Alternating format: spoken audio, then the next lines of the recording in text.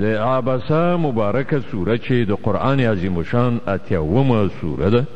په مکې معظمې کې را نازله شوې ده 42 مبارک آیاتونه لري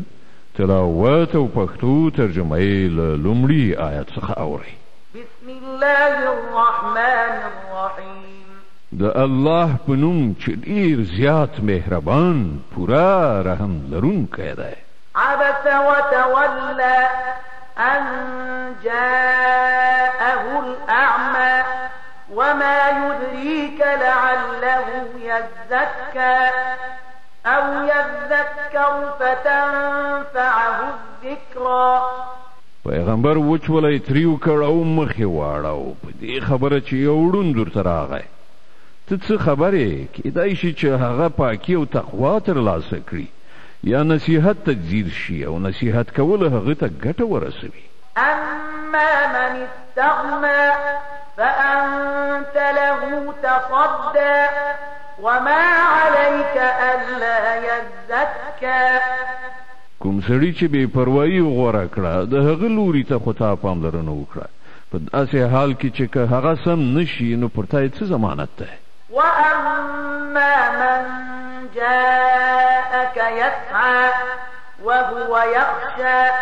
فأنت عنه تلهى كلا إنها تذكرة او څوک چې په خپله تا ته په منډه راغی او هغه ویرېده له هغه څخه دې مخ واړو هېڅکله باید داسې ونه شي دا آیاتونه خو یو نصیحت دی فمن شاء ذكره د چا زړه چې وغواړي له هغه دې پند واخلي في صحف مكرمة مرفوعة مطهرة بأيدي سفرة كرام بررة دا قرآنی آیاتونه په داسې صحیفو کې نغښتي دي چې مبارکې دي لوړه مرتبه لرونکي دي پاکې دي د عزتمندو او غوره لیکونکو په لاسونو کې دي قتل الإنسان ما أكفره ودې وژل شي دغه انسان چې څومره کلک د حق منکر دی من أي شيء خلقه له څه شي څخه الله دی پیدا کړی دی من نطفة خلقه فقدره ثم السبيل يسره ثم أماته فأقبره ثم إذا شاء أنشره د نطفې له یو څاڅکي نه الله دی پیدا کړ بیا یې د ده تقدیر وټاکه بیا یې د ده لپاره د ژوند لاره اسانه کړه بیا یې دی مړ کړ او قبر ته یې ورسو بیا کله چې خوښه شي هغه به دوهم ځل له هغه نه راپاڅوي كلا لما يقض ما أمره هېڅکله نه ده هغه فرض نه دی ادا کړی چې الله ده ته حکم کړی د عبسه مبارکه سوره چې د قرآن عظیم شان 80مه سوره ده په مکې معظمې کې را نازله شوې ده 42 مبارک آیاتونه لري تلاوت او پښتو ترجمه یې له 40 آیت څخه اورئ أعوذ بالله من الشيطان الرجيم پناه وړم الله تعالی شړل شوي شیطان څخه بسم الله الرحمن الرحيم د الله په نوم چې ډېر زیات مهربان پوره رحم لرونکی دی فلينظر الإنسان إلى طعامه أنا صببنا الماء صبا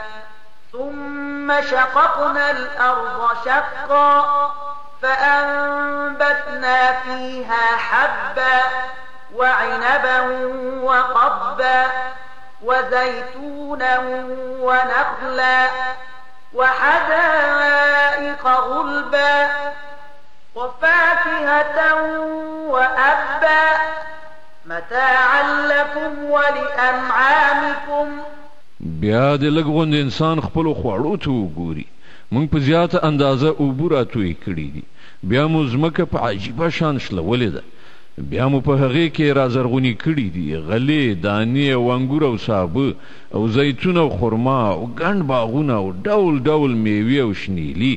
ستاسې لپاره او ستاسې د څارویو لپاره د ژوند د وسایلو په توګه. فإذا جاءت الصاخة په پای کې چې کله هغه غوږ کڼونکې چیغه پورته شي يوم يفر المرء من أخيه وأمه وأبيه وصاحبته وبنيه هغه ورځ چې بني آدم له خپل ورور او خپل مور او خپل پلار او خپل میرمنې او خپل اولادونو څخه تښتي. لكل امرئ منهم يومئذ شأن يغنيه له هغو څخه په هر یو به په دې ورځ داسې وخت راشي چې د هغه به له ځانه پرته بل هیڅ چاته پام نه وي. وجوه